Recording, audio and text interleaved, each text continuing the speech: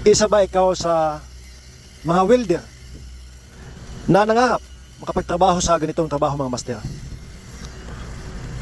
Pa-comment naman, mga master, kung pa-comment ng yes kung nangarap ka, mga master, sa ganitong trabaho. Dahil hindi lahat ng nangarap ay natutupad. Hindi lahat ng nagsusumikap ay natutupad ang pangarap. Yung iba, kahit hindi nangarap, ay napunta sa mga gandang trabaho dahil sa mga paniniwala nila na Panginoon Diyos ay nagbigay sa kanila na magandang trabaho. So ngayon, master, sasabihin ko sa iyo yung good news kapag nandito ka sa abroad. At dalawa lang sasabihin ko, good news at saka bad news. So unahin natin ang good news, master.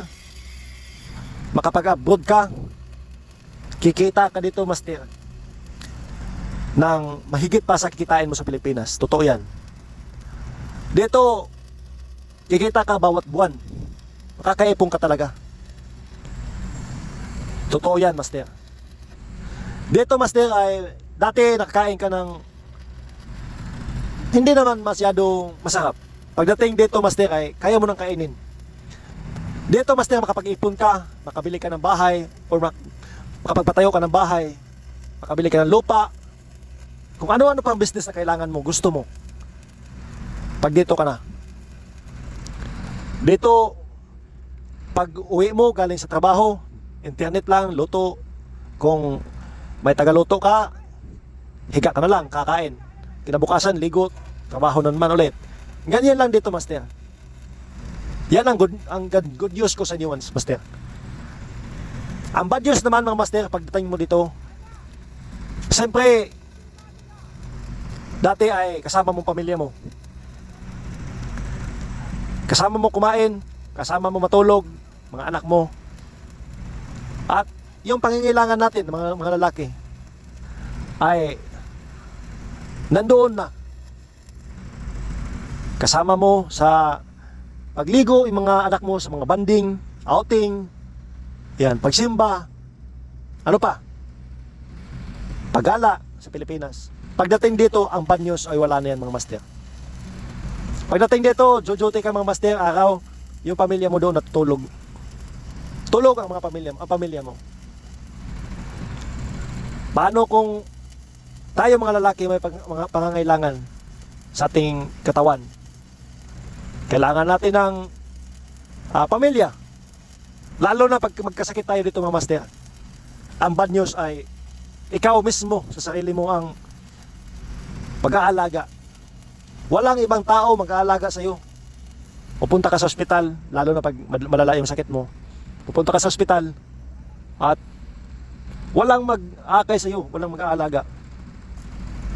Dito, master, hindi ka pwedeng magkasakit dito. Makausap mo lang ang pamilya mo dito through internet na lang, master. Yan ang bad news. So kung nagbabalak ka mag-abroad, mas marami ang bad news kaysa good news. Oo, kikitain mo yung pera, pero yung kasama mo, yung pamilya mo, ay hindi mo na makasama, lalo na pagtulog. Dito naman, mga master, ay iba't ibang pamamalakad bawat company. So sa company papasukan mo, may mga rules and regulation. At dito naman sa company namin ay iba po ang rules dito. Kunwari, magkasakit ka, tapos nakatambay ka lang sa kwarto, hindi ka pumunta sa ospital. Siyempre, walang record yun. Wala kang record na nagkasakit ka.